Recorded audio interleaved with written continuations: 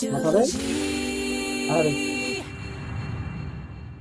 La suite du Grand Journal à écouter sur notre application mobile. Place maintenant à l'entretien de cette édition. Bonjour Denis Charbit. Bonjour Steve. Et merci d'avoir accepté notre invitation cet après-midi. Vous êtes professeur de sciences politiques à l'Open University d'Israël. C'est aujourd'hui donc qu'entre en fonction le nouveau président de l'État d'Israël, Yitzhak Herzog, l'ancien chef du Parti travailliste puis de l'agence juive, succède à Reuven Rivlin. Avant de revenir sur le parcours et les ambitions de Yitzhak Herzog, un mot d'abord, Denis Charbit, sur le bilan de Reuven Rivlin. En quoi se distingue-t-il de celui de son prédécesseur, Shimon Peres? Je dirais que Reuven Rivlin, par rapport à Shimon Peres, était beaucoup plus orienté sur la scène intérieure, les divisions intérieures. Il faut dire aussi que le climat politique était tel que finalement à l'international, même s'il s'est rendu visite et qu'il a été très apprécié, on a vu Joe Biden il y a quelques jours seulement pour le féliciter de son septennat.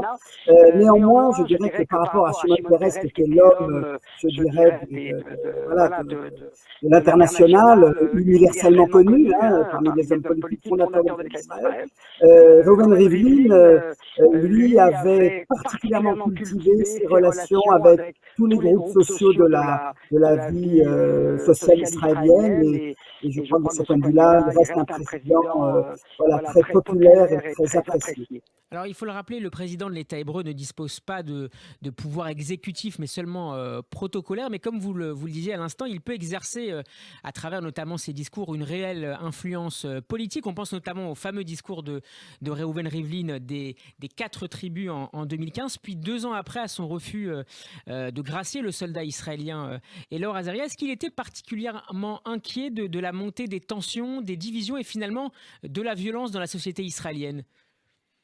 Oui, c'était un homme de, comment dirais-je, à la fois un homme de conviction, et précisément parce qu'il avait des convictions bien arrêtées, cela, pour lui, ne justifiait pas, ne l'empêchait pas de nouer des relations humaines avec, je dirais, tout le monde. Je dirais que, pour moi, sa marque de fabrique, il respirait la bonhomie. Voilà. Vous le voyez dans la rue, je pense que spontanément, quelqu'un se serait tourné vers lui pour le féliciter, lui mettant une sorte d'accolade, parce qu'il appelait cette sympathie, cette spontanéité.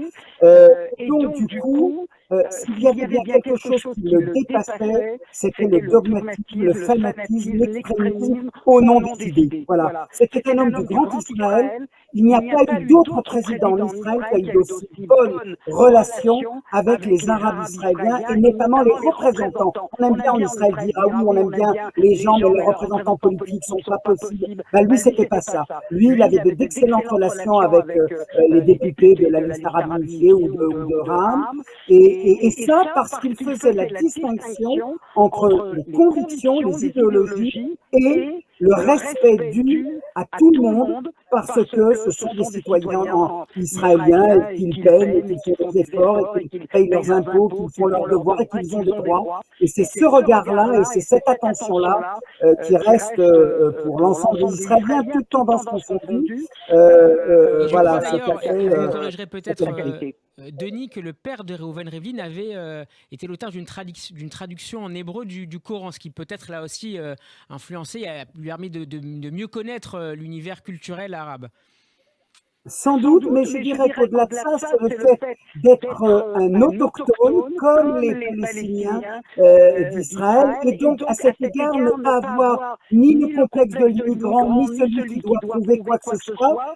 Il était né comme sur cette même terre, et ça lui permet de ce point de vue-là d'avoir un rapport, et eux d'avoir un rapport avec lui, un peu différent de ceux qu'ils peuvent avoir avec des personnes qui viennent de l'extérieur, etc., avec tout cela suscite parfois de controverses, mais sans doute, bien sûr, que le fait que son père était arabophone et peut-être aussi arabophile, explique aussi sans doute cette inclination qu'il avait.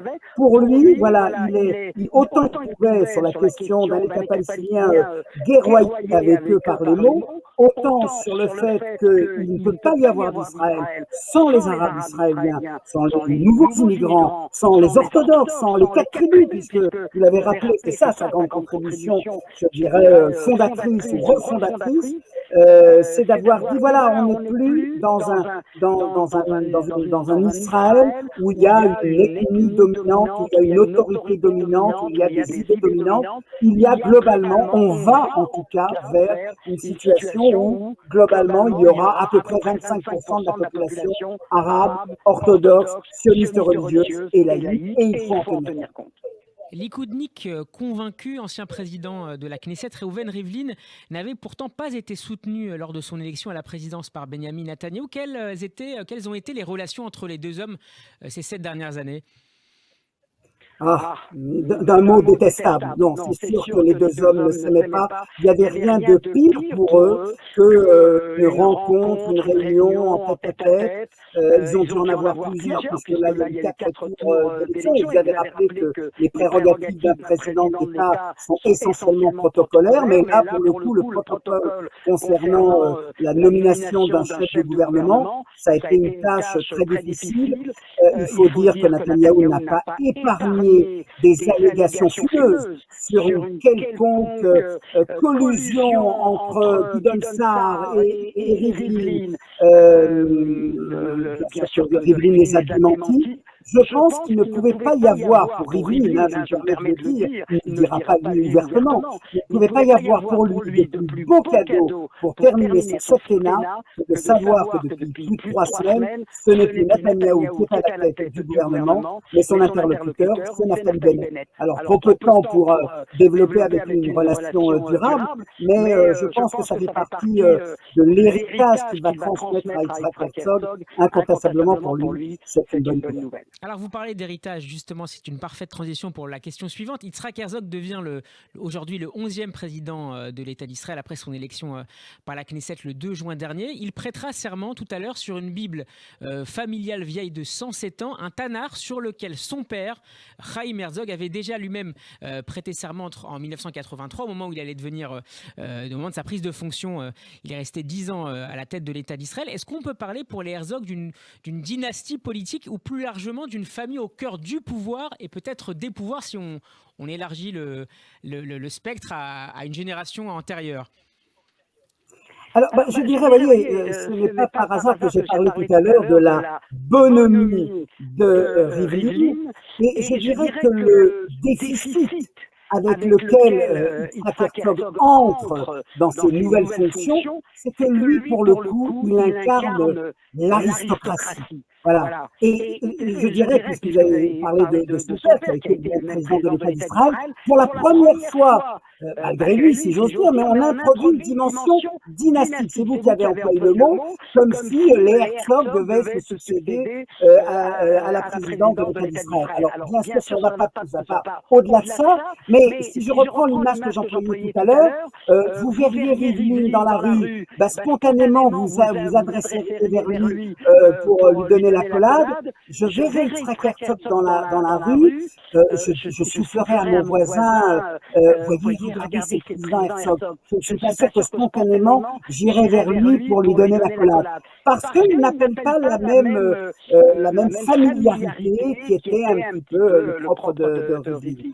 Alors, bien entendu, c'est vrai que Herzog a, pour lui, et là parlons de ses qualités, il a le sens du compromis, le sens de la mesure, de la modération. Je dirais que de ce point de vue-là, même si idéologiquement parlant, on sait qu'Israël est plus à droite et que lui est plus à gauche, en revanche, je dirais, compte tenu des circonstances politiques, que le nouveau gouvernement est beaucoup plus en phase avec l'idée qu'Herzog s'est fait en général de la politique, c'est-à-dire la recherche permanente d'un compromis. Regardez, dans sa jeunesse, il a étudié dans une école religieuse, il a étudié à la Yeshiva, ensuite il a fait du droit, et il a toujours été plus un centriste au sein de son parti qu'un homme de gauche pur et dur. Mais c'est vrai il incarne, voilà, et il devra, à ça, à mon avis, sa première mission, de montrer que cet homme de compromis qu'il est, cet homme de la mesure et de la modération